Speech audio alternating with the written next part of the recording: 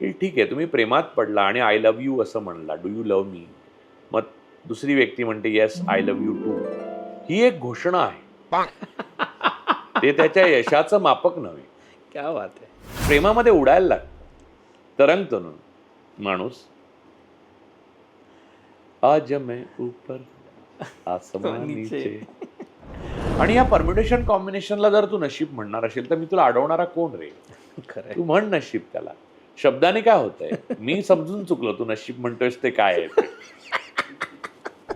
The story of Romeo and Juliet has become synonymous with passionate, tragic young love. पहिल्यांदाच माझं Valentine डेला कोणीतरी गुलाब वगैरे देऊन स्वागत करतंय. महाराष्ट्रातल्या तमाम प्रेक्षकांकडनं तुम्हाला ही महाराष्ट्रात मला असं वाटलं महाराष्ट्रातल्या तमाम मुली आणि महिलांकडून ठीक आहे स्वीकारावं. थँक्यू. आजच्या या प्रेम दिवशी तुम्ही एखादा जर गाणं डेडिकेट करायचं झालं तुमच्या पार्टनरसाठी किंवा तर तुम्ही कुठलं कराल? बेकरार करके हमें यूं न जाइए, आपको हमारी कसम लौटाए. तरुण म्हणतात की राजू सरांना हे विचार की चुकून तुम्हाला तुमच्या एक्सचा बरोबर आजच मेसेज आला तर कुठच्या एक्सचा? म्हणजे अगोदरची पूर्वीची मैत्रीण असेल, ABCD पासून सुरू होतो. पूर्वीच्या कोणतरी म्हणजे कॉलेज जीवनात कुठच्या तरी एका एक्सचा आला. मी अजिबात व्हॅलेंटाईन डे आहे गृहीत धरून लिहिणार नाही. याचं कारण असं की मी मगाशीच तुला सांगितलं की यू कॉन्ट step in the same river again. हां, इट्स ओव्हर, मूव्ह ऑन. क्या बात आहे. नाही मला असं वाटतं की प्रेमाच्या बद्दल थोडा गोंधळ आहे. माणसं हिंसा किंवा द्वेष का करतात हेच मला कधी कधी कळत नाही. त्याच्यामध्ये तुमची एनर्जी खपते, प्रेमामध्ये तुमची एनर्जी वाढते की ह्या जगात जो जे लांछिलं त्याला त्याचं प्रेम मिळो. पण माणसाचं प्रेम आणि प्राण्यांवरचं आकर्षण यात नेमका फरक काय आहे? सी प्रेम ही ना सगळ्यात जास्त व्यक्त करणारे जर अवयव कुठचा असेल तर डोळे आहेत. आता डोळे आहेत ना ते बोलतात. तुमचा डॉग असतो, कुत्रा असतो, त्याचे डोळे बघा तुमच्याकडे बघतात. किंवा तुमच्याकडे माऊ असेल तर त्याचे डोळे, ते डोळे तुम्हाला हॉर्न करतात. तुम्हाला आवडत्या मुलीचे म्हणजे तू आता मुलगा आहेस म्हणून मुलीचे, मुलीला आवडत्या मुलाचे डोळे हॉर्न करतात.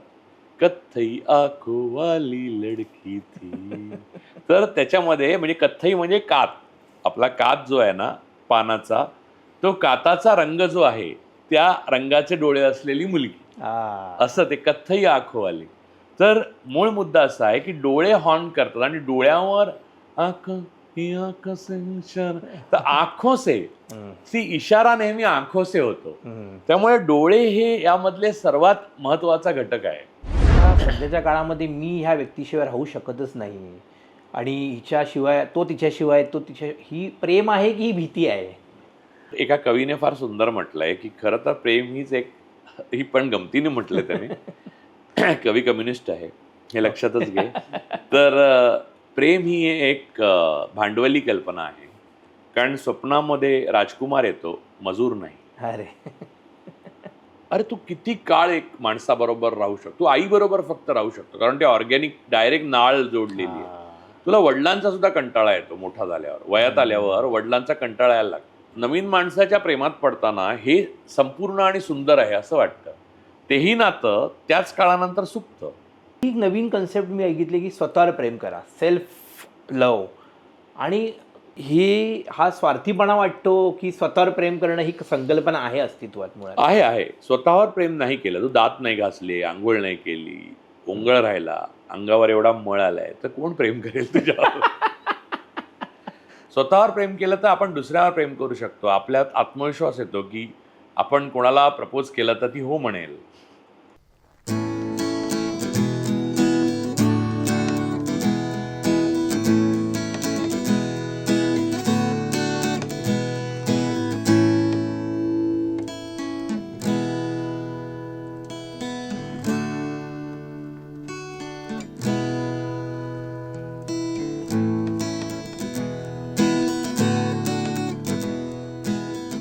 नमस्कार, मी रोहन धालवलकर.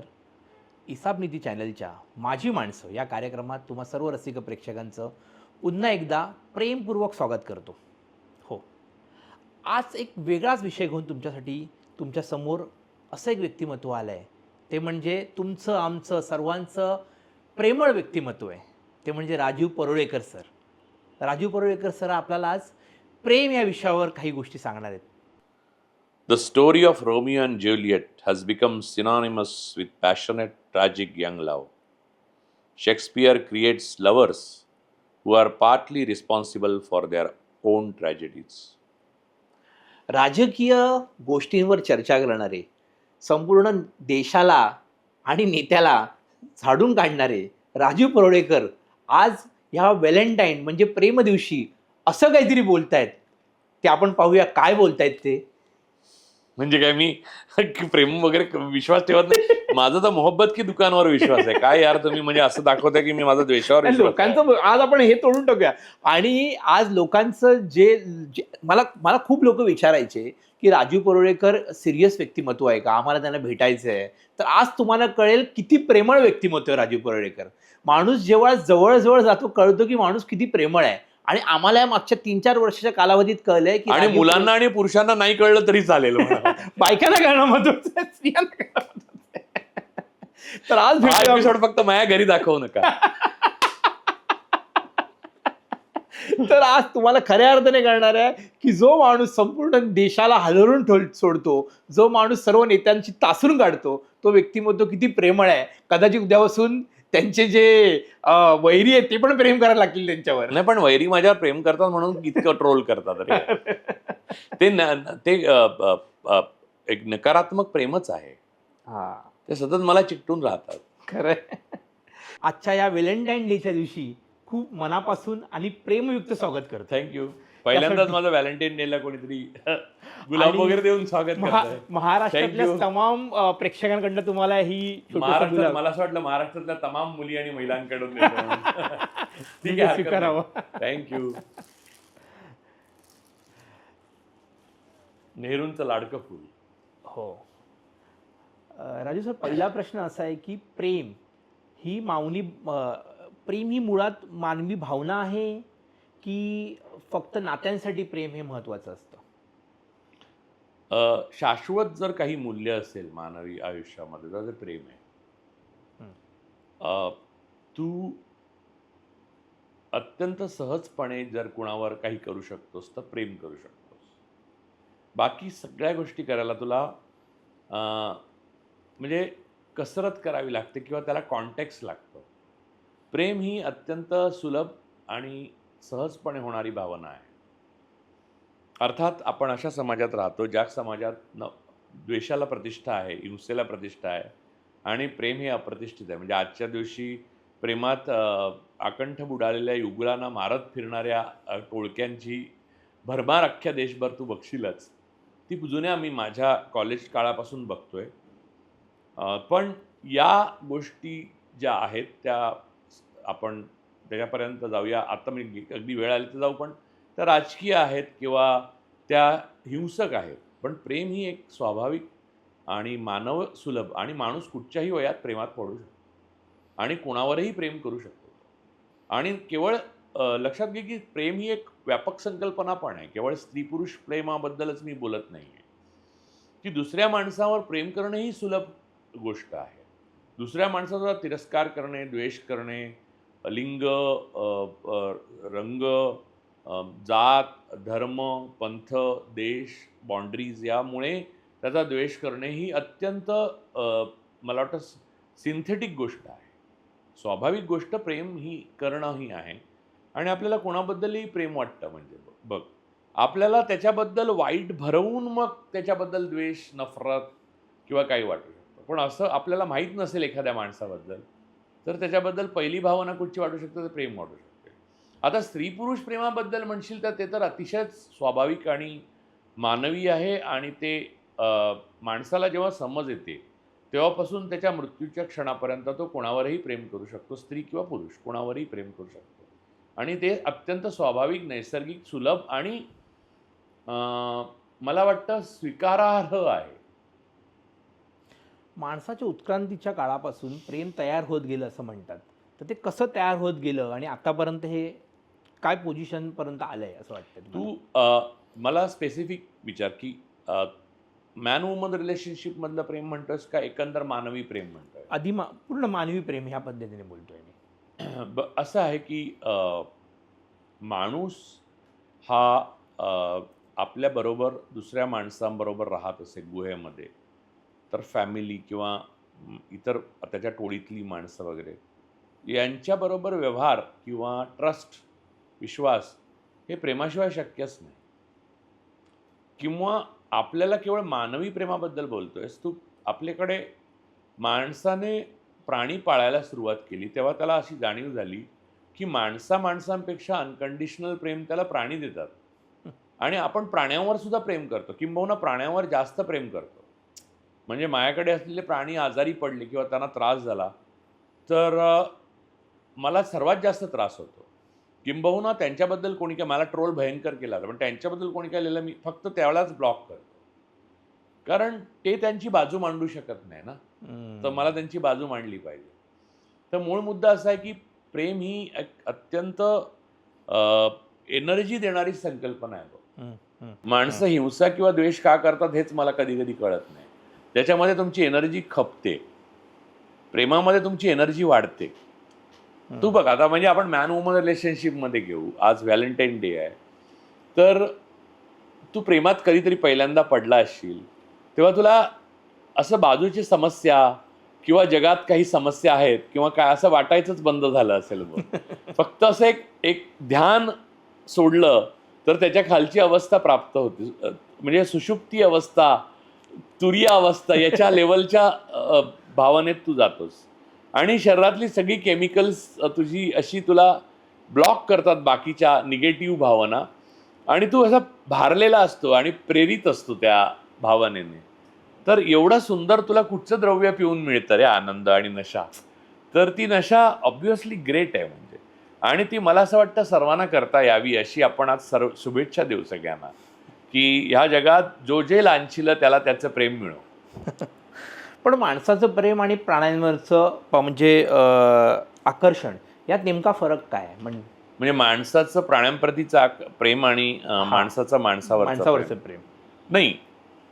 ओव्हरऑल हे बघ, लैंगिक संकल्पना त्यातल्या बाजूला ठेवल्या, लैंगिक संकल्पना ह्या महत्त्वाच्या आहेत पण त्याच्यावर मी बाजूला ठेवल्या, तर प्राणी आणि मानव यांचं जे प्रेम असतं, कंडिशनल अनकंडिशनल प्रेम, हे जवळपास सारखं असतं. किंबहुना आपण प्राण्यांवर जास्त प्रेम करतो कारण ते बोलू शकत नाही.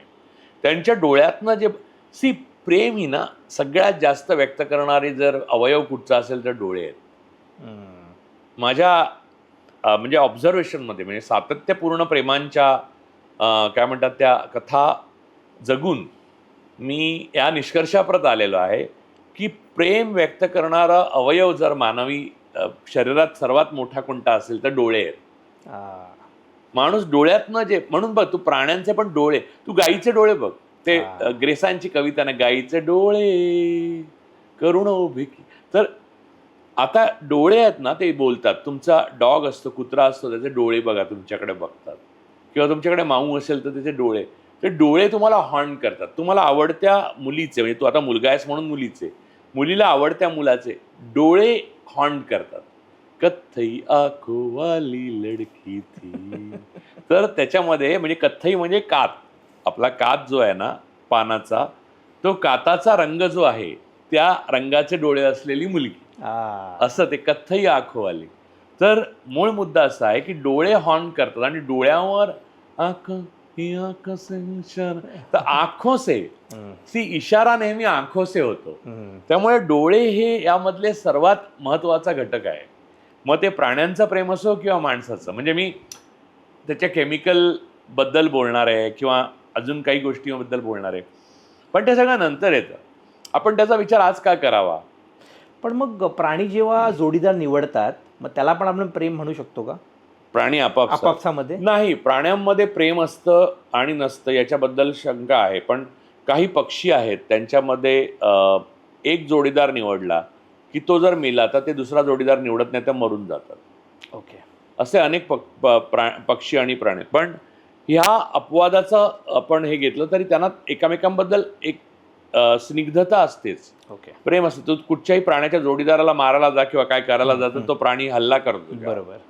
त्यामुळे रिप्रोडक्शन हे जरी महत्त्वाचा घटक असला त्यातला किंवा लैंगिक संबंध, तरी एकामेकांविषयी असण्याची जी भावना जी आहे तो आहे किंवा ती आहे, आपल्यासाठी आहे आणि तिला हर्ट होता कामा नये, टू प्रोटेक्ट, हे कुठच्याही जीवाच्या बाबतीत, म्हणजे सरीसृप वर्गातले लोक सोडले, साप वगैरे, तर सर्व जीवांच्या बाबतीत मला वाटतं आहे. आता प्रेमाचे वेगवेगळे प्रकार आहेत, म्हणजे आईवरचं प्रेम आहे किंवा बायकोवरचं प्रेम आहे किंवा भावंडांवरचं प्रेम आहे. तर मुळात हे सगळं वेगवेगळं असतं की माणसाच्या ते ते एकच असतं, पण प्रत्येकाकडे दाखवण्याची दृष्टिकोन वेगवेगळा असतो. नाही, मला असं वाटतं की प्रेमाच्या बद्दल थोडा गोंधळ आहे आपला. हं. प्रेम ही संकल्पना म्हणून एक असली तरी त्याचं स्वरूप हे तुमचं मेंदू, तुमच्या शरीरातली केमिकल्स आणि सोसायटीने आखून दिलेले नॉर्म्स याप्रमाणे बदलतात. हा, म्हणजे इन्क्लुडिंग देशावरचं आणि देवावरचं पण प्रेम. एक्झॅक्टली. त्यामुळे त्यामुळे त्यामधला जो सेंद्रियपणा म्हणजे ऑर्गॅनिकपणा नष्ट होऊन त्यात जे एक एक एक प्रकारचा सिंथेटिकपणा येतो, कृत्रिमता येते, ते या बाकी गोष्टींमुळे. ओके. म्हणजे कायदे, सामाजिक नियम, रूढी, परंपरा. नाहीतर असं आहे की पुराणांमध्ये किंवा जुन्या मिथक कथांमध्ये, मायथॉलॉजीजमध्ये, म्हणजे स्वाभाविकपणे ते पूर्वीच्या युगामधली माणसं जी होती त्यांच्यामध्ये तुम्ही बघा की हे प्रेम संबंधांमध्ये, म्हणजे लैंगिक संबंधांमध्ये परावर्तित झालेलं दिसतं. म्हणजे इजिप्तमध्ये त्या राणीने वडिलांपासून म्हणजे इन्सेस्ट झालेलं दिसतं, किंवा आपल्यामध्ये की ब्रह्माच्या बाबतीत तू बघ की सरस्वतीशी, किंवा म्हणजे आता ते युनिलॅटरल आहे, पण मुद्दा असा आहे की या प्रकारचं जे, किंवा बहिणींची लग्न केलेले, कृष्णाने आणि अर्जुनाने दोघांनी आपल्या बहिणींची लग्न केलेली आहेत, भले त्या मामे बहिणी वगैरे असं, पण बहिणींची लग्न. तर मूळ मुद्दा असा आहे की त्याची संकल्पना जी आहे त्याच्यामध्ये मध्ये मध्ये जे ब्लॉक्स बनवण्यात आलेले आहेत ते मानवी सभ्यतेने बनवलेले आहेत. ओके. मूलभूतपणे कसं आहे की एक फ्रॉइडची संकल्पना आहे ना की मुलाला नेहमीच वडिलांविषयी द्वेष वाटतो, कारण तो आईच्या प्रेमात पडलेला असतो. मुलगा म्हणजे मुलगा पहिले प्रेमात बाईच्या जो पडतो तो आईच्या पडतो. आता त्याला मग सामाजिक कलाकुसर करून ती आई मुलाचं प्रेम याचं उदात्तीकरण आणि ग्लोरिफिकेशन आणि मग ते सगळं करण्यात आलेलं आहे. पण मुळामध्ये त्या मुलाला किंवा आदिम मानवाला हे माहीत नसणार की ही आपली आई आहे आणि आपण हिच्या प्रेमात पडलो म्हणजे आई म्हणून पडायचं आहे. असे जे कप्पे आहेत, आणि चोरकप्पेच म्हणायला पाहिजे खरं तर, ते बाह्य जगाने नेमून दिलेल्या काही अटी आहेत ज्या सामाजिक जीवनाची जडणघडण व्हायला आवश्यक आहे. अन्यथा प्रेम ही एक युनिव्हर्सली आणि जशी आहे तशी संकल्पना आहे, पण ती तशी स्वीकारणं खूप अवघड आहे, म्हणून नाही स्वीकारू शकत माणूस. मुळात प्रेम आणि आसक्ती यात फरक आहे का? प्रेमातनं आसक्ती निर्माण होतेच पण ना. ओके. कारण तुला आता तुला उदाहरण सांगतो, म्हणजे अगदी सोपं उदाहरण सांगतो. तुला जी व्यक्ती आवडते तिच्याबद्दल प्रेम वाटतं, तिचं बरं व्हावं असं वाटतं, तिने त्या प्रकारेच तुला रिस्पॉन्ड करावं असं सुद्धा वाटतं. तर आसक्ती ही असणारच ना. म्हणजे या जगात तुम्ही जन्म घेतल्यावर जे जे आहे त्या आसक्तीशिवाय येतच कुठे. म्हणजे अन्नावर तुमची आसक्ती असते. हे बघ कसं आहे, वासना आणि प्रेम यांच्यामध्ये नेहमी द्वंद्व आहे असं दाखवलं जातं. मला असं वाटत नाही, ते अद्वैत आहे. याचं कारण असं की अन्नाबद्दल तुला वासना असते, अन्नाबद्दल आसक्ती असते. तुला जे जे या जगात जन्माला आल्यावर हवं असतं त्याविषयी प्रेम वाटतं, त्याची आसक्ती पण असते, आणि ती वेगळी पृथक केली जाऊ शकत नाही. हे समजायला एक खोल मन लागतं, एक तात्विक बैठक लागते मनाची. पण थोडा विचार केला तर कोणालाही कळू शकतो. बोलायची हिंमत कमी लोकांची असते, पण खरं तेच आहे. आता सध्याच्या काळामध्ये मी ह्या व्यक्तीशिवाय राहू शकतच नाही, आणि हिच्याशिवाय तो तिच्याशिवाय ही प्रेम आहे की ही भीती आहे?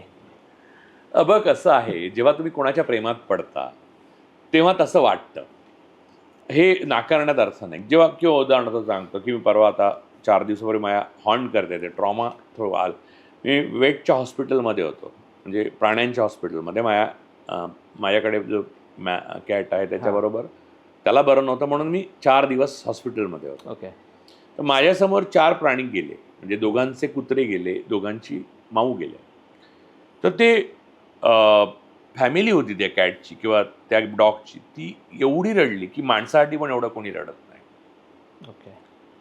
तर मूळ मुद्दा हा आहे की त्या क्षणी याच्याशिवाय आपण जगू शकत नाही ही भावना नसेल तर असं कोण रडेल का? त्यामुळे कुठच्याही प्रेमात असताना, म्हणजे त्या प्रेमात तुम्ही असताना त्याच्याशिवाय आपण जगू शकत नाही किंवा त्याच्याशिवाय जगण्याची कल्पना असह्य आहे असं वाटतंच. मग ते कोणाचंही कोणाशी कसलंही प्रेम असो. पण मग अशा वेळी जेव्हा पॉझिटिव्हनेस येतो, मग तशा वेळेस त्याच्यावर मालकी हक्क दाखवायला लागतो, मग तिथे प्रेम संपतं का? नाही नाही, मालकी हक्क ही पूर्णतः पझेशन ची भावना आहे. ओके. प्रेमामध्ये तुम्ही कोणाचे मालक नाही होऊ शकत. सी वस्तुकरण झालं प्रेमाचं की मालकी हक्काचा मुद्दा येतो. मालक ही कल्पना कुठून आली? कॅपिटलिझम. हां. पण एका कवीने फार सुंदर म्हटलंय की खरं तर प्रेम हीच एक, ही पण गमतीने म्हटलं त्याने. कवी कम्युनिस्ट आहे हे लक्षातच घे. तर प्रेम ही एक भांडवली कल्पना आहे, कारण स्वप्नामध्ये राजकुमार येतो, मजूर नाही. अरे. तर मूळ मुद्दा असा आहे की या प्रेमाची जी संकल्पना तू जे म्हणतोय त्याच्यामध्ये मालक असणं ही गोष्ट बाहेरची सोसायटी घुसवते. अन्यथा आदिवासींमध्ये, घोटूलमध्ये किंवा काय आपल्या, म्हणजे आपलं अँथ्रोपॉलॉजीच्या अर्थाने तू जर बघितलंस तर मानवी आयुष्यामध्ये तुम्ही आपलं प्रेम दुसरा कोणी हिरावून नेतोय म्हटल्यावर हिंसक होऊ शकता. That is basic instinct. पण ती व्यक्ती आपली, आपण त्याचे मालक आहोत असं वाटणं, हे दोन्ही बाजूंनी बाहेरून आलेली कल्पना आहे. ओके. पार्टली येस, तुला माहिती आहे का, म्हणजे पार्टली येस ती जैविक पण आहे, म्हणजे सेंद्रिय पण आहे, ऑर्गॅनिक पण आहे. का सांगतो तुला?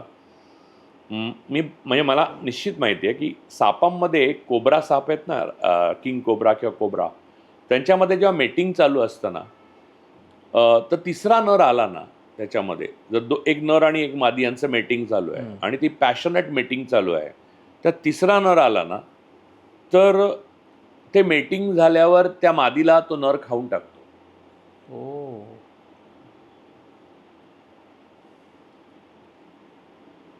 बापरे. तर ही संकल्पना पूर्णतः कॉस्मॅटिक आहे किंवा असेंद्रिय आहे असं मला वाटत नाही. त्यामुळे पण त्याच्यात मालकीची भावना जी आहे ना, ती मात्र मालकी ही गोष्टच मुळात सोशियल आहे, ती ऑर्गॅनिक नाही. सध्या फ्लॉवर्स घेऊन जाणं, चॉकलेट्स देणं, या सगळ्या ह्याच्यामध्ये खरंच आपल्याला प्रेम किती कळलं आहे हा एक प्रश्न पडतो नेहमी. मग इथे व्यवहार सुरू झालेला दिसतो देण्या-घेण्याचा. मग तेव्हा कुठेतरी असं नकळत प्रेमाला व्यवहारात बदलत चाललं आहे का, असं वाटतं का प्रेम? नाही रे, ओके. देणं ही स्वाभाविक गोष्ट नाही का? म्हणजे जंगलामध्ये असताना सुद्धा आपण वल्कला लावून फिरत होतो, तेव्हा आपल्या आवडीच्या मुलीला आपण झाडावरनं काहीतरी पेरू किंवा काहीतरी फुलं आणून तोडून काटेरी दिलीच असतील की. परफेक्ट. आणि तिनेही आपल्यासाठी काहीतरी आणून दिलंच असेल. परफेक्ट. असं देणं आहे ना, त्याला प्रत्येक वेळी बार्टर काहीतरी केलेलं आहे असंच मानू नये. ओके. हा काय मॅनेजरने क्विड प्रो क्यू नाही केलाय. कळलं ना? मॅनेजरने ओव्हर टाईमला थांबायला सांगून, सेक्रेटरीला तुला बढती देतं सांगून जे लैंगिक संबंध प्रस्थापित केले, ते स्वरूप इथे ओंगळ नाहीये, हे लक्षात घे. काहीतरी देणं ही भावना असते. म्हणजे मी माझं व्यक्त कसं करू, तर मला बोलता येत नाही, मग मी भेट देतो, किंवा बोलता आलं तरी मी भेट व्हॅल्यू ॲडिशन करतो. ते काही स्वाभाविक नाही का? मी तुझ्यासाठी इतकं केलं आहे, हा अहंकाराचा जो म्हणजे हा प्रेमात आहे की हा बायकांमध्ये जास्ती असतो ना. मारतील. तुझं लग्न झालंय ना, घरी जायचंय ना, आता हे बोलूया का? मोठा शहाणा बनतोय. मी तुझ्यासाठी एवढं केलं, हा अहंकाराचा विषय आहे की तो प्रेमाचा आहे? स्वाभाविकपणे अहंकाराचा नाही का? केलेलं मोठं ते असतं जे डाव्या हाताचं उजव्या हाताला कळत नाही. मग ते कुठच्याही नात्यात असो. केलेलं बोललं की संपलं. हल्ली एक नवीन कन्सेप्ट मी ऐकली की स्वतःवर प्रेम करा, सेल्फ लव. आणि खरंच हा स्वार्थीपणा वाटतो की स्वतःवर प्रेम करणं ही संकल्पना आहे अस्तित्वात मुळात? आहे. स्वतःवर प्रेम नाही केलं, तू दात नाही घासले, अंघोळ नाही केली, ओंगळ राहिला, अंगावर एवढा मळ आलाय, तर कोण प्रेम करेल तुझ्यावर? त्यामुळे स्वतःवर प्रेम करून तू सकाळी उठलं पाहिजे, ब्रश केलं पाहिजे, व्यायाम केला पाहिजे, नीट केस विंचरले पाहिजेत. अंगाला तुला आवडत असेल, मी परफ्यूम वापरत नाही कारण मला ॲलर्जी आहे, पण परफ्यूम वापरता आलं तर वापरलं पाहिजे. छान झालं पाहिजे, दाढी ट्रिम केली पाहिजे, तू ठेवतो म्हणून. तर असं नीट राहिलं तर स्वतःवर प्रेम केलं तर आपण दुसऱ्यावर प्रेम करू शकतो. आपल्यात आत्मविश्वास येतो की आपण कोणाला प्रपोज केलं तर ती हो म्हणेल, हो ना. आणि स्वतःवर प्रेम नाही केलं तर आपण खचत जातो, हो ना. आणि दुसऱ्या बाजूने म्हणायचं झालं तरी तुझ्यावर प्रेम कोणी करण्याची शक्यता जास्त जर तू नीट नेटका असेल तर. अगदीच ओबडधोबड आणि मी माझ्यावर प्रेम न करता फक्त तुझ्यावरच करणार असं होत नाही ना. म्हणजे असं काहीच होऊ शकत नाही. पण असं असं मी ऐकलंय की मुलींना किंवा बायकांना मुळात असा पुरुष आवडतो जो पुरुष तुम्हाला म्हणजे आपल्या भावना समजून घेईल आणि मनाशी तो आपल्या जवळ राहील. परंतु लग्न करताना मात्र मुली कठोर आणि आपली जबाबदारी घेईल असा मुलगा निवडतात. हा जो प्रकार आहे तो कसा काय म्हणजे मग? असं नाही वाटत. त्या मुली गणित बदलतात. ओके. कारण मी असंही बघितलेलं आहे माझ्या ओळखीच्या हां. मुली ज्या आता मोठ्या स्त्रिया आहेत, म्हणजे म्हणजे नावाजलेल्या. त्या अत्यंत मोठ्या पदावर वगैरे असताना ज्या प्रेमात पडलेला माणूस, तोही ग्रेट होता, पण म्हणजे त्याला व्यसन होतं वगैरे, ते सोडवून त्याला मोठा केला वगैरे, म्हणजे त्याला बाहेर आणला वगैरे. तर त्याग ही भावना प्रेमामध्ये असते नाही का? त्यागाची भावना असते, पण ती रेसिप्रोकेट नाही झाली तर मग ती नष्ट होते. ती मी एका बाजूनेच त्याग करत राहिलो आणि समोरचा माणूस तुम्हाला घोस्टिंग करत राहिला तर मग प्रॉब्लेम येतो. म्हणजे कधी ओलावा दाखवला आणि एकदम कधी कोरडं झालं तर मग प्रॉब्लेम येतो. किंवा गॅस लाईटिंग केलं की घालून पाडून सटली बोलत राहिलं तर मग ते आटत जातं दुसऱ्या बाजूला आणि ते मरून जातं. म्हणजे कसं झाडाला ना ते मिठाचं इंजेक्शन टोचतात ना, तसं झाड मरतं. तसंच आहे ते ऑर्गॅनिक आहे असं म्हणा. मागच्या 30-40 वर्षामध्ये पती पत्नींचे म्हणजे संबंध आणि हे हळूहळू कुठेतरी जाऊन कमी प्रेम झालं असं वाटायला लागलं आणि त्यातून मग डिवॉर्सचे वगैरे प्रकरणं जास्त वाढत जातात. तर ह्या अपेक्षा एकमेकांच्या बद्दलच्या वाढल्या आहेत, त्यामुळे अशा गोष्टी घडत आहेत की प्रेम कमी झालं असं वाटतंय? नाही, मला असं वाटतं की हे नैसर्गिक आहे. ओके. आणि ते आता उघडपणे मांडण्याची माणसामध्ये हिंमत आलेली आहे भारतात. ओके. नाहीतर कोणत्याही अनोळखी दोन माणसांचं 7, 14, 21 वर्षामध्ये म्हणजे मोनोटोनीमुळे बोर्डमकडे जातं नातं. त्यामध्ये असाधारण काहीतरी रसपूर्ण नसेल तर ते जातच जातं. आणि त्यामुळे विवाहबाह्य प्रेम, चिटिंग, आणि हे पण मानवी नाही आहे का? म्हणजे असं नाही वाटत तुला हे मानवी आहे म्हणून? त्याला चिटिंग म्हटलं म्हणून लगेच ती चिटिंग होत नाही. बरोबर. सी, माणसाला नाविन्याची आवड असते, बाईला पण असते आणि पुरुषाला पण असते. माणसाला मी त्याचं समर्थन करत नाही किंवा मी निषेधही करत. बरोबर. मी काय आहे ते सांगतोय, हे लक्षात घे. बरोबर. नाहीतर मूळ मुद्दा म्हणतील परुळेकर म्हणजे परुळेकर बाहेर ख्यालीपणाला उत्तेजन देतात. अजिबात नाही. मी माझं कॉमेंटच नाही याच्यात. बरोबर. मी जे आहे ते सांगतो. माणसाला, अरे तू किती काळ एक माणसाबरोबर राहू शकतो? तू आईबरोबर फक्त राहू शकतो कारण ते ऑर्गॅनिक डायरेक्ट नाळ जोडलेली आहे. तुला वडिलांचा सुद्धा कंटाळा येतो मोठा झाल्यावर, वयात आल्यावर वडिलांचा कंटाळा यायला लागतो. बरोबर ना? म्हणजे वडिलांवर प्रेम नसतं असं आहे का? नाही. पण वडिलांना टाळायला बघतो तू. बरोबर ना? तर हाच मुद्दा पुरुषाच्या बाबतीत किंवा बाईच्या बाबतीत बाईचं किंवा पुरुषाचं होतं. आणि ते नैसर्गिक आहे रे, त्याच्यात काही चूक नाही आहे. आणि नवीन माणसाच्या प्रेमात पडताना हे संपूर्ण आणि सुंदर आहे असं वाटतं. तेही नातं त्याच काळानंतर सुकतं. सी, म्हणून ना माणसं म्हणतात ना नेहमी की अरे असं कसं यार, तुम्ही कुठचंही प्रेम शेवटी नष्टच होतं असं. पण होणारच असतं ते. कारण तुम्ही माणूस आहात यार, तुम्ही विचार करणारे प्राणी आहात.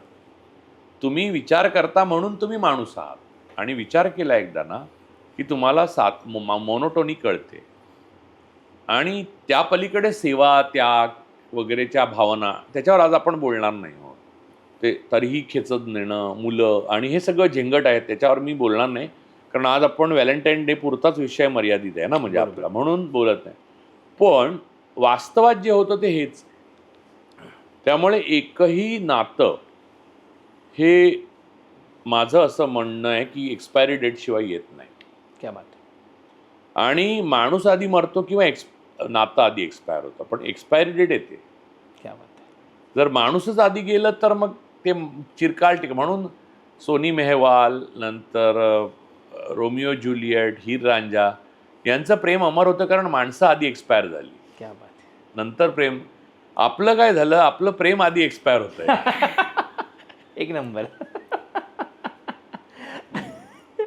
आणि या संकल्पनेला घेऊन मला असं वाटतं की हल्ली सोशल मीडियावर आता तुम्ही आजच्या दिवशी बघाल संपूर्ण सोशल मीडिया भरभरून फुलांनी वाहील. तर हे मला प्रेम एकही येत नाही. अरे इतकी वर्ष झाली मी वाट बघतोय. तर ते प्रदर्शन वाटतं का हल्ली आणि ते खरं प्रेम बाजूला ठेवून प्रदर्शन वाटतं का प्रेमाचं मांडलंय असं? हे बघ, प्रदर्शन हा प्रेमाचा भाग आहे. ओके. कारण मोर हा म्हणजे साधारणपणे प्रदर्शनाची जी पद्धत आहे ती प्राणी जगतात नराकडे आहे. ओके. लांडोरी समोर मोर पिसारा फुलवून नाचतो, उदाहरणच दिलं तुला. नंतर सिंहाला आयाळ असते ती अशी फुलवत होतो सिंहिणी समोर. मानवी जगतामध्ये पुरुष आपला बँक बॅलन्स आणि लॅम्बॉर्गिनी आणि पोर्शे दाखवतो आणि महिला आपले कमनीयता, बौद्धिक सामर्थ्य, डोळ्यांचं सामर्थ्य आणि आपली एक फेमिनिन ब्युटी याचा अर्थ फेमिनिन ब्युटीचा अर्थ वेगळा आहे हा. म्हणजे ब्युटी याचा अर्थ शारीरिक ब्युटी फक्त नव्हे, बरोबर, ही दाखवते. त्यामुळे that exhibitionism is allowed, is a part of a nature. तो म्हणून मुलं सिक्स पॅक दाखवतात पण ती 25 पर्यंत चालतं. त्यानंतर बँक बॅलन्सच लागतो बायकांना. कळलं ना. तिची 35 नंतर सिक्स पॅकला कोणी मुलगी हे करत नाही, ऍक्सेप्ट करत नाही, लक्षात ठेव. त्यामुळे हे रॉबर्ट मुगाबे असं म्हणाले होते, बाळा आता सिक्स पॅकचं बस झालं, आता बँक बॅलन्सचं बघण्याचं मुली तुझ्याकडे बघणं बंद करते. तर मूळ मुद्दा असा आहे की प्रोटेक्टर म्हणून पुरुषाकडे जबाबदारी आली. ती शेती जेव्हापासून माणूस करू लागला तेव्हापासून आली आणि ती पुरुष सत्ताक जीवनाची, समाजाची सुरुवात होती. त्यामध्ये स्त्रियांना खूप त्रासातनं जावं लागलं वगैरे वगैरे वगैरे. ते आपण वेगळं ठेवू, वेगळं बोलू कधीतरी. पण त्या प्रक्रियेमध्ये पुरुषाच्या जबाबदाऱ्या वाढल्या. त्यामुळे तो जो ताण घेतो तो त्याने घ्यावा अशीच अपेक्षा असते. त्याचं तो एक्झिबिशन करतो. म्हणजे लॅम्बॉर्गिनी ही एक्झिबिशन नाही आहे. Lamborghini I am eligible, I can afford this असं आहे ते. कधी कधी ते घेणाऱ्याला पण माहीत नसतं. म्हणजे लॅम्बॉर्गिनी हे एक्स्ट्रीम उदाहरण दिलं मी. साध्या साध्या गोष्टी म्हणजे गुचीचे शूज किंवा काय असं पण सुद्धा चालतं आहे. पण लहानपणापासून काही काही व्यक्तिमत्वांना कधी प्रेमाचा अभावात ते जगत असतात. म्हणजे लहानपणी बहुतेक लोक प्रेमाच्या अभावात जगतात. बहुतेक लोक. त्याचा परिणाम मेंदूवर आणि व्यक्तिमत्वावर होतो असं वाटतं का तुम्हाला? त्याच्या 100% होतं. माणूस द्वेषपूर्ण आणि नफरतपूर्ण अख्ख्या संघाचं उदाहरण आहे ना. त्याच्यात महिलाच नसल्यामुळे, सगळ्या पुरुष असल्यामुळे, प्रेमापासून दूर राहिल्यामुळे त्यांना नंतर प्रेमात पडतात, म्हणजे प्रेम करताच येत नाही बहुतेकांना. अपवाद वगळता. आणि मग त्यामुळे ते हिंसा आणि नफरत करायला लागतात. म्हणून समाजात द्वेष पसरतात. म्हणून कोएड महत्वाचं आहे. म्हणजे महिला आणि पुरुष एकत्र शिकले पाहिजे. जर अशी संघटना काढली ना तू, कर का, ज्या स्त्रियाच नाहीये, तसं तिथले पुरुष हळूहळू हिंसक आणि बेकाबू द्वेषपूर्ण होणार. जशा या विश्व हिंदू आणि हे सगळे जण आहेत, वेगळी समिती आहे त्यांची, पण त्याचा काय उपयोग? तिथल्या स्त्रियांना त्रास होतो. असं नाहीये. निसर्गाने जर असं निर्माण केलेलं नाहीये ना, तर तुम्ही पण तसंच ठेवा. ते तुम्ही उगाच त्याला बदलण्याचा प्रयत्न करू नका. म्हणून सगळे जे बुवा बाबा निघतात ना, त्यांची लैंगिक भानगडी नंतर येतात बाहेर. सगळ्या आश्रमातनं अंततः निघतं काय, तर लैंगिक भानगडी आणि कॉन्डॉमचे पॅकेट, खरं आहे. बरोबर, आणि गर्भपाताच्या गोळ्या, हे जर एवढ्या भयंकर आणि बिभत्स प्रकारे होणार असेल तर ते प्रेम जेव्हा दाबलं जातं वर्षानुवर्ष तेव्हा ते बिभत्सता बनून बाहेर येतं. त्यामुळे प्रेमरसाला तुम्ही शरण जा, मग तुम्ही बिभत्स रसापासून दूर राहाल. श्रीकृष्णाच्या संदर्भात शारीर वर्णन आहे प्रेमाचं. शारीर म्हणजे लैंगिक, शारीर म्हणजे लैंगिक वर्णन आहे असं काव्य गीत गोविंद जयदेवानी लिहिलेलं आहे. तू वाचून बघ. ते जर जाहीरपणे चौकात वाचायचं ठरवलंस तू तर पोलीस पकडून नेतील. म्हणजे स्त्रीच्या शरीराच्या, पुरुषाच्या शरीराच्या, त्यांच्या संकल्पनांच्या, म्हणजे वजायनल फ्लुइड पासून सगळं वर्णन केलंय जयदेवाने. योनी सलील असं म्हणतात त्याला. तर अद्भुत शृंगार रसाने भरलेलं असं महाकाव्य आहे ते गीत गोविंद जयदेवाचं. तर ते इथल्या संस्कृतीत निर्माण झाले. ते काठ्या मारत फिरतात जे लोक, ते पुरुष संघटनेत वाढले आहेत म्हणून प्रॉब्लेम आहे त्यांना. त्यांना कळलंच नाही आहे संस्कृती काय आहे ते. संस्कृती त्यांना कळते जे प्रेम करतात. म्हणून मोहब्बत के दुकान पाहिजे. पण लोक प्रेमात असताना चिटिंग का करतात मग? म्हणजे प्रेम संपल्यावर माणसाच्या म्हणजे ही स्वभावातली एक आदिम गोष्ट आहे का? तू आता आहे मॅन वुमन रिलेशनशिप मधलं प्रेम बोलतोय. आता मी त्याचं उत्तर देतो, पण माझं उत्तर संपूर्णतः चुकीचं असू शकतं. चिटिंग करणं ही मूलभूत आवडीची गोष्ट नसते माणसाला. चिटिंग करणारी माणसं सुद्धा गिल्ट महसूस करतात. ओके. पण प्रॉब्लेम हा आहे की प्रेम आणि केमिकल्स त्या संदर्भातली लैंगिक उत्तेजना आणि की एवढं तीव्र असतं ना शरीरातलं की कधी कधी माणूस कशालाही म्हणजे कुठच्याही माणसाचं एक्स्ट्रा म्हणजे काय म्हणतात प्रेमबाह्य प्रेम होऊ शकतं. तू पुराणामध्ये बघ की सगळ्या प्रकारचं लैंगिक व्याभिचाराचं वर्तन सर्व ऋषीमुनींकडनं झालेलं आहे. भारद्वाज ऋषींकडनं झालेलं. तू नाव घे त्या ऋषींकडनं. एवढंच काय तर वशिष्ठ ऋषींच्या नेतृत्वाखाली एका वनामध्ये म्हणजे ही कथा आहे, पण ही कथा आहे ना, म्हणजे बरोबर सगळ्या ऋषी वनामध्ये राहिले होते.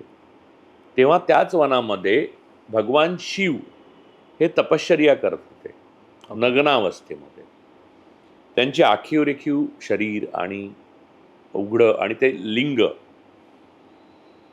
यासहित ते तपश्चर्या करताना एकदा ऋषी सकाळी कामाला गेले असताना सगळ्या ऋषी पत्निया तिथे होत्या. तेव्हा शिव अचानक त्यांना काहीच माहीत नव्हतं, त्यामुळे वनातनं चालत गेले. त्या ऋषी पत्नींनी त्यांना पाहिलं तर त्यांच्या मनात स्वाभाविकपणे त्यांच्याविषयी आकर्षण, प्रेम आणि कामभावना उत्पन्न झाली. ही गोष्ट ऋषींना आल्यावर सगळ्या ऋषींना कळली आणि त्यांनी अजाणतेपणाने शिवाला शाप दिला की हा जो तपश्चर्या करणारा तरुण होता त्याचं लिंग गळून पडेल. आणि ते लिंग गळून पडलं आणि त्याचा अंत ब्रह्मा विष्णू सगळे लागले तरी त्यांना लागलं नाही. तेव्हा ते शिवाला शरण गेले, ज्या लिंगाची आज आपण पूजा करतो सूक्ष्म स्वरूपात. त्यामुळे भारताच्या इतिहासामध्ये ज्याला हिंदू धर्म असं म्हणतात ते एक पंथ आहे, वर्ण आहेत फक्त, धर्म नाही आहे तो, किंवा सनातन. त्याच्यामध्ये दोनच खऱ्या पूजा आहेत. एक लिंग पूजा आणि दुसरी योनी पूजा, जी कामाख्यामध्ये आपण जाऊन करतो. त्यामुळे लिंग पूजा आणि योनी पूजा हे मानवी सतत रिप्रोडक्शनचं पण गणित आहे. आता चिटिंग बद्दल जर म्हणशील तर मी आधी तुला सांगितलं पुराणात असं एकही उदाहरण नाही ज्याने चिटिंग नाही आहे. बरोबर. एकही पुरुष किंवा स्त्री अशा प्रकारच्या मोहाला बळी पडली आहे किंवा मोह मनात आला नाही अशी नाही आहे. ज्या म्हणजे पंचपतिव्रता असं म्हणतात ज्यांना, त्या अपवाद आहेत, कारण बाकी सगळ्या अपवाद नाही आहेत, हे लक्षात घे. ओके. त्यामुळे चिटिंग हे आजची फिनॉमिना नाही, तो मानवी आहे, तो ऑर्गॅनिक आहे आणि ते चिटिंग नाही आहे, हे लक्षात घे. त्यातही नराच्या बाबतीत जास्त चिटिंग करण्याची प्रवृत्ती आढळते. त्याच्यात एक मला असं वाटतं की म्हणजे इवन गोरिलामध्ये सुद्धा 6 माद्यांमागे एक नर असतो. ओके. बरोबर. ते वंश सातत्य टिकवण्यासाठी आणि रिप्रोडक्शनसाठी आणि त्यांचं एक टेरिटरी असते. बरोबर. तू लक्षात घे की स्त्री पुरुष संबंधांमध्ये स्त्रीने किती पुरुषांबरोबर संबंध केला तरी गर्भ तिला एकाच पुरुषापासून राहतो. या उलट पुरुष जितक्या स्त्रियांशी संबंध करेल तेवढ्याच ठिकाणी तो गर्भ ठेवू शकतो. हा मोनोगामस आणि पॉलिगॅमसचा बेसिक विषमता आहे त्याच्यात. तर तो प्राण्यांमध्ये दिसतो ना, म्हणजे कळपांमध्ये तो ह्यामुळे तुझ्या लक्षात आलं ना. म्हणजे बऱ्याच सिंहिणी असतात, बऱ्याच गोरिला हे असतात, त्याचा मॅन एकच असतो त्यांचा टोळी प्रमुख जो त्या सगळ्या माद्यांना हे करतो. तर ते जे आहे ना त्याला आपण सोशिओ पॉलिटिकल आणि कल्चरल चौकटीत आता बंदिस्त केलेलं असल्यामुळे आपल्याला ते भयंकर वगैरे असं वाटतं. पण तुम्ही पुराणं वाचली, इतिहास वाचला, अँथ्रोपॉलॉजी वाचली, सोशोलॉजी वाचली, फिलॉसॉफी वाचली की तुमच्या लक्षात येतं की हे नियम हे समाज अधिक सुकर नीट व्हावा म्हणून आहे. पण माणसाचा कल ते तोडण्याकडे अशासाठी आहे कारण माणसाची मूलभूत प्रवृत्ती बेसिक इन्स्टिंक्ट ते तोडणारी आहे. त्यामुळे त्याला तू चिटिंग म्हणलं तर जरा मला अवघड जातं. हा ते चिटिंग आहे पण ते चिटिंग नाही. पण त्याचं गिल्ट त्या माणसाला पण असतं, त्या बाईला पण असतं. पण ते गिल्ट आहे ना ते ऍक्च्युली सिंथेटिक आहे. हे त्यांना कोणीतरी सांगण्याची गरज आहे. माणूस आयुष्यात एकदाच प्रेम करतो खऱ्या अर्थाने आणि नंतर तो वेगवेगळ्या टप्प्यावर कोणीतरी म्हटलं की प्रेम अमर आहे, तेव्हापासून ही भावना पसरली. ओके. पण हे लोकांच्या लक्षात नाही की प्रेम अमर आहे, व्यक्ती बदलतात. मुळात माणूस जेव्हा प्रेमातनं पहिल्या प्रेमातने जे प्रेम पहिलं म्हणतो तू त्यातनं बाहेर आला आणि कोलमडला, मुलगी किंवा मुलगा, त्यातनं बाहेर पडण्याचा उत्तम मार्ग सायकॅट्रिस्ट नसून दुसरं प्रेम आहे. आणि मग दुसऱ्याचं तिसरं आणि मग तिसऱ्याचं चौथं आणि असंच मानवी आयुष्य चालू राहतं. प्रेम या संकल्पनेवर किती प्रमाणात हे चित्रपट आणि नाटक साहित्य प्रभाव करतं? नाही, प्रेम ही भावना त्या नाटकावर आणि साहित्यावर प्रभाव करते. प्रेमावर काही साहित्य आणि नाटक प्रभाव करत नाही. ओके. फॅशन येऊ शकतात. ओके. आत्महत्येची पण फॅशन आलेली, एक दुजे केले पिक्चर नंतर. हा. तर त्याला काही अर्थ नाही. ते म्हणजे जय संतोषी माते पिक्चर आल्यानंतर शुक्रवारी बायका उपास करायला लागल्या काय, त्याला काही देवाशी डायरेक्ट कनेक्ट नाही होत. प्रेम समजून घेताना त्याग, स्वातंत्र्य, नंतर मग असं प्रेम तुम्हाला स्वतंत्र करतं. ओके. प्रेम तुम्हाला प्रेरित करतं. प्रेम तुम्हाला उद्युक्त करतं. प्रेम ही क्रांतिकारक भावना आहे आणि जगभर प्रेम पसरो, द्वेष आणि हिंसा आवरो, अशी खरी प्रार्थना केली पाहिजे रोज. प्रेमाला हिंसेची झालर आली की ते नकोसं वाटतं. जसं स्लिपिंग विथ द एनिमी चित्रपटात तो OCD असलेला नवरा नाही का, ते प्रेम नाही, ती गुलाम बनवण्याची प्रवृत्ती आहे. या सगळ्या सीमारेषा खूप पुसट असतात, समजायला अवघड आहे. ओके. पण एकदा समजले की फिट आहे. देशावरचं प्रेम हे खूप म्हणजे देशाकडचं, कोकणातलं नाही. नाही, देशावर एखाद्या आपल्या कंट्री म्हणजे भारत देशावर माझं प्रेम आहे आणि माझं देवावर प्रेम आहे हे सहज बोलून जातात. पण खऱ्या अर्थाने ते प्रेम म्हणजे काय हे पण महत्वाचं आहे सध्या आजच्या दिवसासाठी. नाही, मी ह्युमॅनिटेरियन आणि इंटरनॅशनलिस्ट आहे, त्यामुळे मला ह्या गोष्टी कळत नाहीत. माझं माणसावर प्रेम आहे. मला देशातले माणसं म्हणजे देश असं वाटतं. त्यामुळे देशातल्या माणसावर तुम्ही प्रेम केला की आपोआप देशावर प्रेम करता. पण त्यासाठी तुम्हाला दुसऱ्या देशाचं नफरत करायला लागत नाही. तू शेजारचा देश तू पाकिस्तानात जा, चीनमध्ये, जनता जी आहे ना सगळीकडे सारखी असते. अरे तुमच्या लाड करतात. तुम्हाला तो भारतातून आला म्हणजे प्रेमाने खायला प्यायला देतात. असं नाही होत की तो आलाच, लगेच बंदूक काढली आणि गोळीच घातली, असं झालं असतं. माणसं परतच नसते आले शत्रू देशात. खरंय. आजही आपले पिक्चर पाकिस्तानात पाहिले जातात. आपले क्रिकेटर तिथे प्रिय आहेत. अ, गावस्करनी आपल्या मुलाचं नाव रोहन कनाई वरनं रोहन ठेवलं. ह्या ज्या कृत्रिम सीमा आहेत, त्याची युटिलिटी असेल, उपयुक्तता, पण त्या पलीकडे त्यांना फार महत्त्व देण्याचं कारण नाही. प्रेम हे युनिव्हर्सल आहे, वैश्विक आहे. आता विश्वात्मके देवे येणे वाग्यज्ञ तोषावे, तोषोनी मज द्यावे पसाय दान. हे प्रेम. असं संकुचित आणि तुकड्यामध्ये वाटलेलं प्रेम नसतं. प्रेम ही सर्वकालिक आणि सर्वव्यापी भावना आहे. त्यामुळे मी जेव्हा शाळेत होतो आणि वयात आलो तेव्हा वर्गातल्या सर्व मुलींवर मी प्रेम करत असे. अर्थात त्यातल्या एकाही मुलीने ते परत माझ्यावर केलं नाही, ती गोष्ट वेगळी. पण त्यामुळे मी संघात गेल्यासारखा हिंसकही झालो नाही. मी समजून चुकलो की आपल्यातच काहीतरी उणीव असली पाहिजे, पुढच्या वर्गात गेलो आणि हे असंच कायम चालू राहिलं. तुम्ही तुमच्या आयुष्यामध्ये एवढ्या लोकांना भेटलात आणि एवढी पुस्तकं वाचलीत किंवा खूप गोष्टी ऐकल्या, म्हणजे अगदी विजय तेंडुलकरांपासून मी सानिध्य तुम्हाला लाभलंय. तर मला तुम्हाला आवडलेलं प्रेम असं हे एक प्रेम होतं की जे मला खूप आवडून गेलं. पण त्यांचं कशाला मला आवडेल? म्हणजे त्यांचं आवडायला हरकत नाही, पण एखादा म्हणजे आपण म्हणतो की चित्रपट बघतो आणि अरे अरे वा दिलवाले दुल्हनिया मधला शाहरुख खान आणि मला काजोलचं प्रेम खूप आवडलं किंवा असं एक साधारण, तर ती असं कुठली गोष्ट तुम्हाला जास्त आवडून गेली की जी वाटली की अरे ही खूप इंटरेस्टिंग होती? आणि नाही, मला अजून स्पेसिफिक करतो प्रश्न. हा, म्हणजे कुठचं प्रेम? म्हणजे उदाहरणार्थ तुम्ही जेव्हा आपण आज व्हॅलेंटाईन डेच्या निमित्ताने म्हणतो की आजचा दिवस असा आहे की आपल्या आवडत्या व्यक्तीला आपण त्या व्यक्तीला सांगावं की माझं तुझ्यावर प्रेम आहे आणि सतत त्याचं वर्षभर त्याचा म्हणजे आपण स्वीकार करतो. तर असं तुम्ही एखादी गोष्ट, एखादं व्यक्तिमत्व बघितलं असेल किंवा एखादं पुस्तक वाचलं ज्यात तुला वाचण्यात आलं किंवा बघण्यात आलं असेल जिथे तुम्हाला काय ते ब्रिज, तो पिक्चर होता बघ, ती पुस्तक आहे मुळामध्ये. मला नाव आत्ता या क्षणी पटकन ब्लँक झालं, मला आत्ता आठवलं आणि मी गेलं तुझ्या बोलण्यात. त्यात त्या चित्रपटात मेरिल स्ट्रीप आणि क्लिंट ईस्टवूडने काम केलंय. ओके.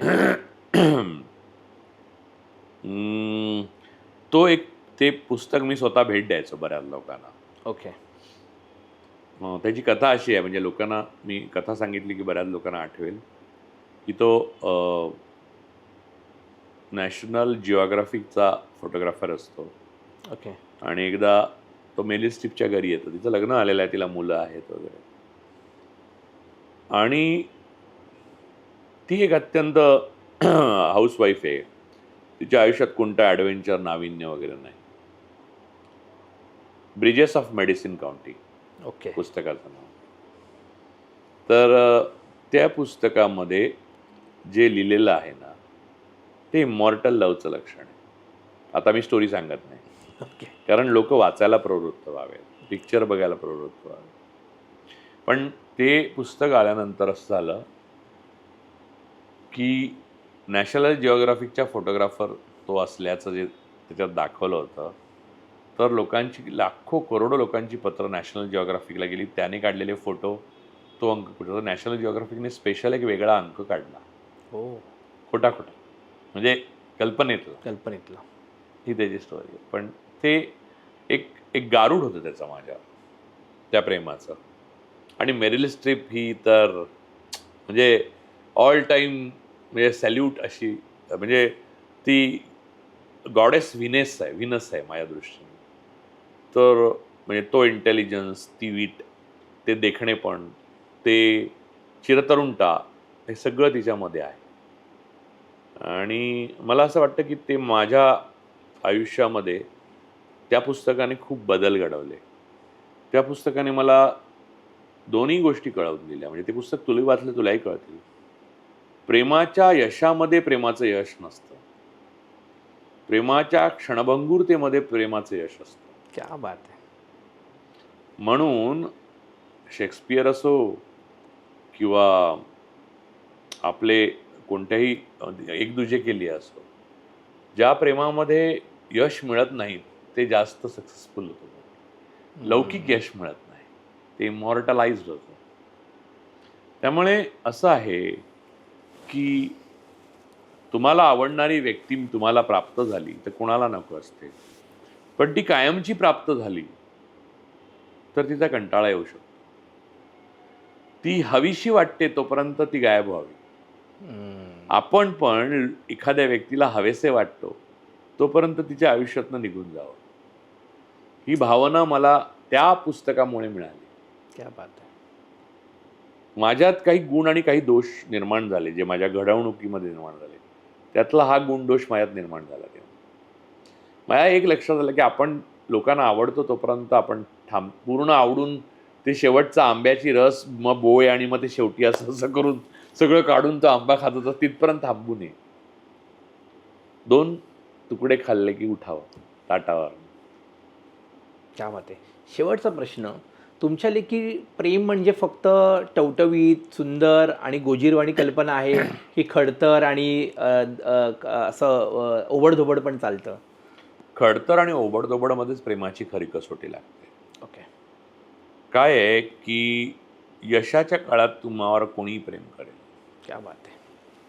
संकट, अपयश आणि दारुण अवहेलनेच्या काळात तुमचा थरथरणारा हात कोणी हातात घेणं, क्या बात. हे खरं प्रेम आहे.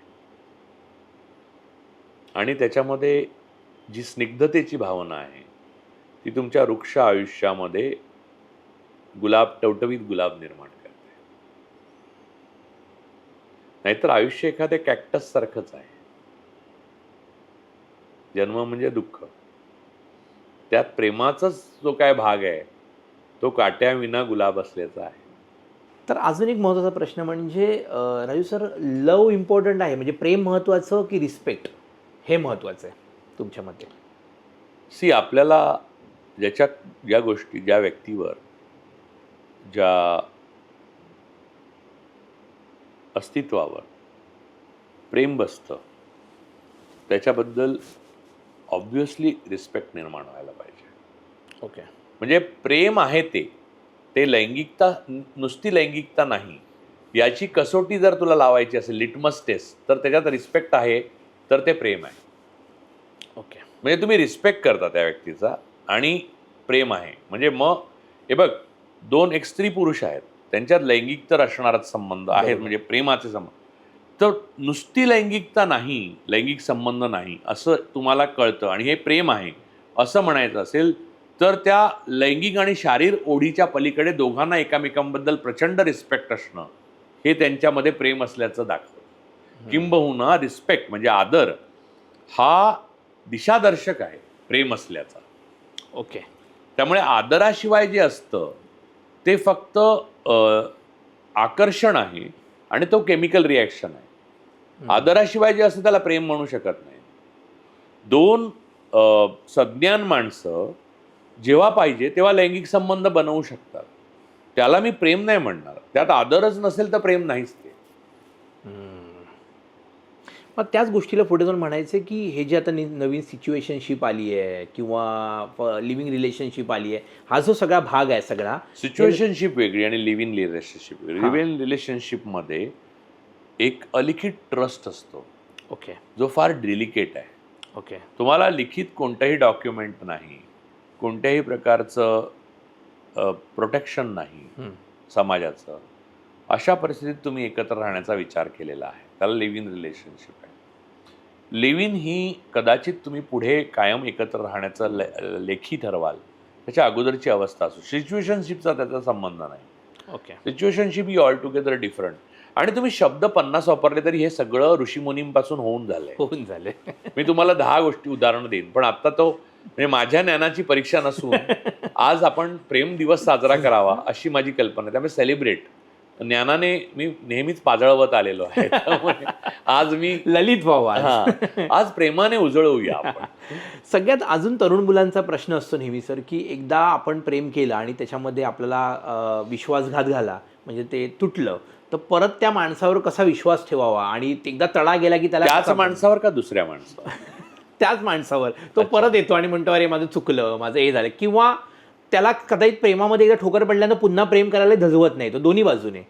म्हणजे तोच व्यक्ती जर परत आली त्याच्यावर कसा विश्वास ठेवावा आणि ज्याचा विश्वासघात घातलाय त्याने दुसरं प्रेम करावं की न करावं?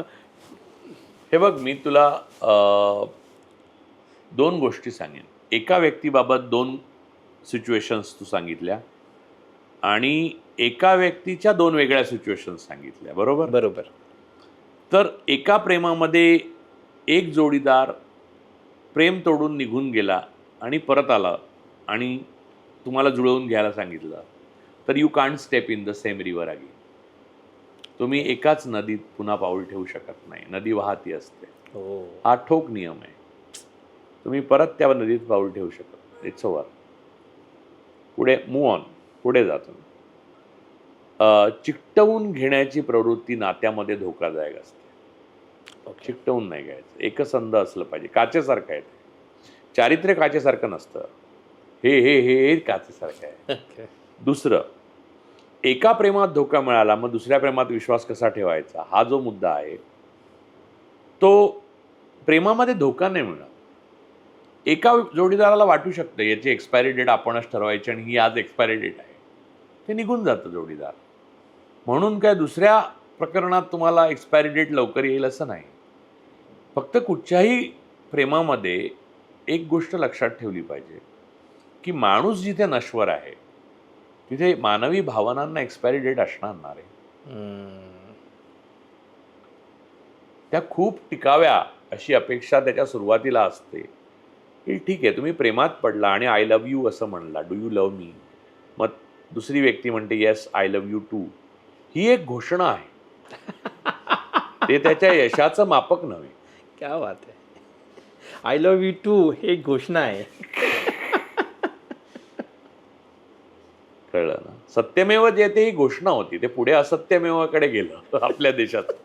तर असंही होऊ शकतं ना. म्हणजे त्यामुळे माणूस म्हणून तुम्ही तयार असलं पाहिजे अपयश स्वीकारायला आणि उमदेपणाने स्वीकारायला आणि तरीही दुसऱ्या नव्या प्रेमात पडायला. नव्या माणसावर नवा विश्वास ठेवायला काहीही गैर नाही. कधीतरी तुम्ही दगड फेकत राहिला तर खराच आंबा पडू शकतो आणि तो पिकलेलाही असेल. पण राजू सर, मग ह्याला म्हणजे तुम्ही कदाचित मला शिवी घालायला बोललं की पण ह्याला नशीब म्हणत नाही का अशा वेळेस? नाही नाही, याला नशीब अशासाठी म्हणत नाही. कारण हे बघ, नशीब अशासाठी म्हणत नाही, मी तुला सांगतो आयुष्यात की अशा प्रकारच्या गोष्टी मला आयुष्यात असंख्य वेळा मुलींच्या मी खरंच सांगतो एकतर मी जेव्हा कॉलेज काळात होतो तेव्हा एकतर मी 2 वर्ष अगोदर शाळेत गेलो, त्यामुळे सगळीकडेच मी माझ्या वयाच्या 2 वर्ष अगोदरच वर्गात यायचो. माझी शरीरयष्टी इतकी म्हणजे फ्रुटी नावाचं एक पेय यायचं, त्याचा जो स्ट्रॉ होता तेवढी होती. म्हणजे थोडक्यात मानवी आयुष्यातला फ्रुटी होतो आणि अदरवाईज दिसायला मी फायडो डिडो सारखा दिसायचो बरं का. तर आणि केस असे उभे होते मोठे वगैरे. त्यामुळे ऑब्व्हियसली कुठची मुलगी मला भिवून नाही म्हणेल किंवा ह्याच्यात काय आता हा संरक्षण स्वतःचं नाही करू किंवा असं काही असू शकतं. म्हणजे पण मला असं वाटतं की ते ऑब्व्हियस नव्हतं का, मला माझं नशीबच फुटकं असं म्हणण्याचं मला भरपूर स्वातंत्र्य होतं. पण असं मला काही वाटलं नाही. त्यामुळे जसं माझ्यावर प्रेम करणाऱ्यांची संख्या वाढत गेली तेव्हा त्याचंही मला काही नवल वाटलं नाही. त्याचा नशिबाशी काय संबंध रे?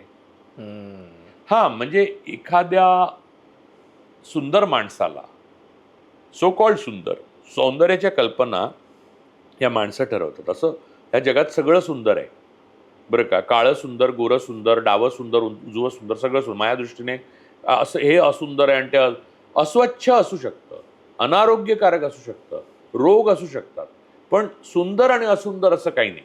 खरं बरं, निरोगी आहे आणि जे ओंगळ नाही ते सगळं सुंदर. क्या बात आहे. तर मूळ मुद्दा असा की आपल्याला सुंदर मुली हो नाही म्हणत किंवा सुंदर मुलींना सुंदर मुलगे हो नाही म्हणत, हे नशिबाचाच भाग आहे वगैरे असं जे मानतात ना, ते मानवी जीवनाचा समजूतदारपणे अभ्यास नाही करत. क्या बात. कारण सगळ्यांना सुंदरच नकोय. कोणाला पैसे हवे आहेत, कोणाला सुरक्षा हवी आहे, कुणाला आपल्या आई वडिलांच्या घरातनं पळून जायचं आहे, कारण तिथे वडील हिंसक आहेत, आई मारते, म्हणजे काहीतरी चालू आहे. कोणाला आपल्या आयुष्यातली नवी क्षितिजं शोधायची आहे, त्याच्यासाठी हा मनुष्य बरा वाटतोय, कारण हा तेवढा चांगला नसल्यामुळे संधी आपल्याला जास्त मिळेल. N number of probabilities are there. त्या सगळ्याशी प्रेम संबंधित असतं असं नाही, त्याच्याशी व्यवहार पण संबंधित असतो. बरोबर. आणि या परम्युटेशन कॉम्बिनेशनला जर तू नशीब म्हणणार असेल तर मी तुला अडवणारा कोण रे? खरं. तू म्हण नशीब. त्याला शब्दाने काय होतंय? मी समजून चुकलो, तू नशीब म्हणतोयस ते काय आहे.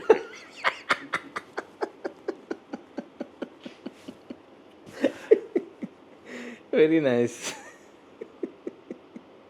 तर राजू सर, आता थोडंसं आपण थोडं लाईटर मोडला आपण बोलूया. तर आजच्या या प्रेम दिवशी तुम्ही एखादा जर गाणं डेडिकेट करायचं झालं तुमच्या पार्टनरसाठी किंवा, तर तुम्ही कुठलं कराल?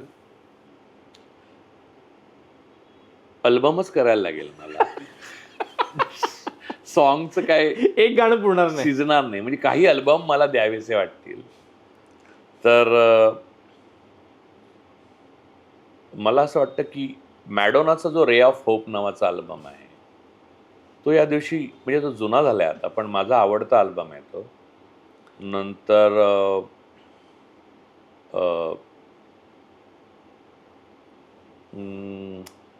फेथ नावाचा एक अल्बम आहे. जॉर्ज नावाबाशी मिस होतात, पण फेथवरनं ओळखू शकतो, टाकशील. बरोबर. तो हे 2 अल्बम मी डेडिकेट करेन. आणि मला स्वतःला 2 गायक विलक्षण आवडतात. एक किशोर कुमार आणि दुसरे गीता दत्त. त्यांची इतकी सॉंग्स आहेत ना की एक सांगितलं तर दुसऱ्या सॉंग्सवर अन्याय होईल, म्हणजे एका व्यक्तीवर अन्याय होईल आणि दुसऱ्या व्यक्तीवर होईल, म्हणून ती सगळीच डेडिकेट करेन मी. ती मुलांनी आपल्याला हवी तशी द्यावी, कोणाकोणाला वाटून टाकावी. पण तुला मी एकच सॉंग जर तू मला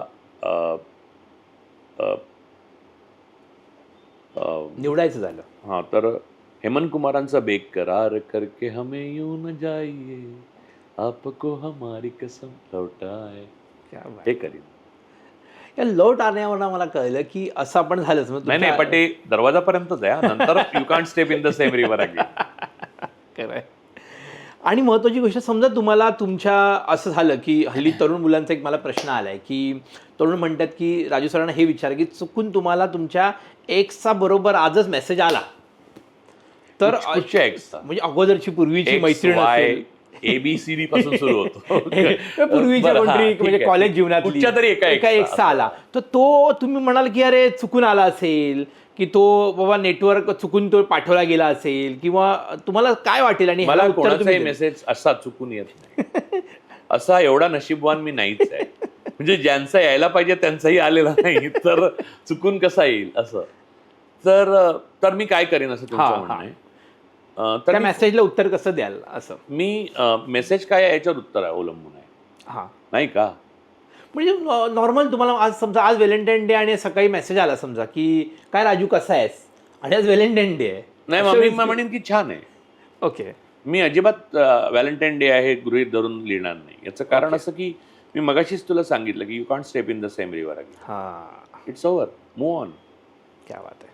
हे बघ कसं आहे माहिती ना, प्रेमामध्ये आसक्ती असते, पण ते संपल्यावर आसक्ती नाही राहिली पाहिजे, मग तो मालकी हक्क होतो.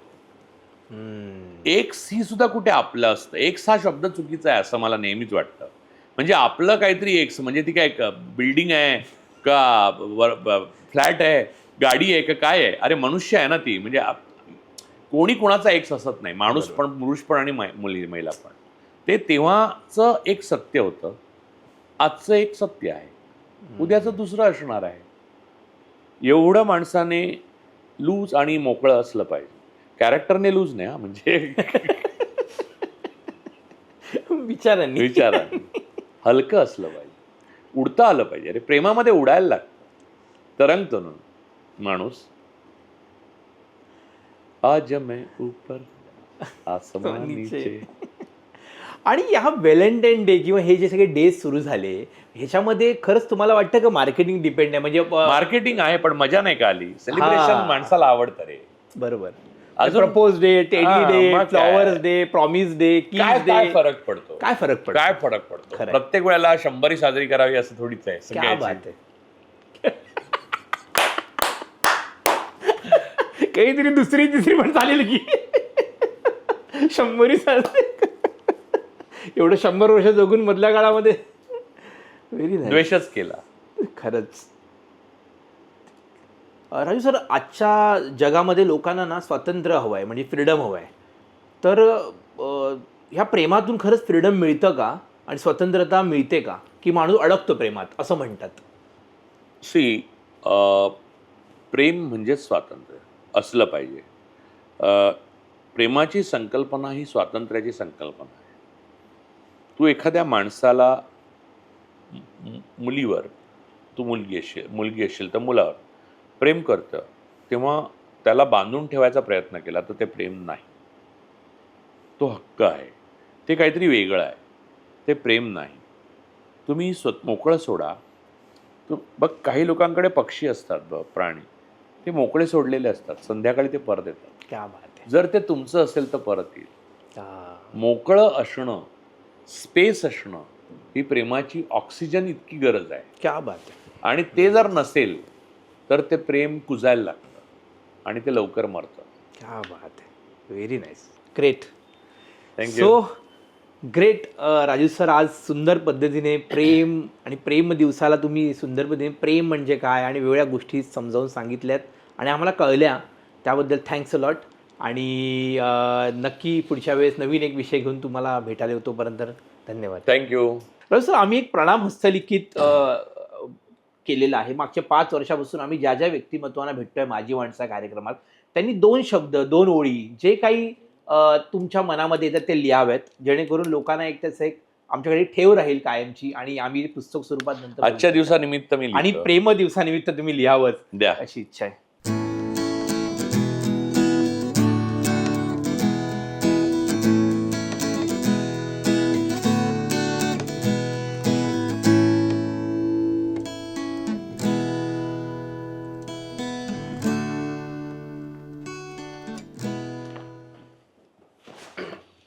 तर राजीव पडळकर सरांनी लिहिलं आहे, प्रेम हे अमर आहे. हे नाही लिहिलंय मी. प्रेम अमर आहे. तर राजू सरांनी लिहिलं आहे की प्रेम हे अमर आहे, प्रेम शाश्वत आहे, माणसं बदलत राहतात, प्रेम नावाचं मूल्य अखंड तेवत राहतं. राजू परोडेकर. धन्यवाद सर. थँक्यू. थँक्यू. तर आज आपण भेटलो राजू सरांना. त्यांनी प्रेम या विषयावर खूप वेगवेगळ्या पद्धतीने आपले विचार मांडले. त्यामध्ये खूप साऱ्या गोष्टी तुम्हाला आजच्या एपिसोडमध्ये पाहायला मिळतील.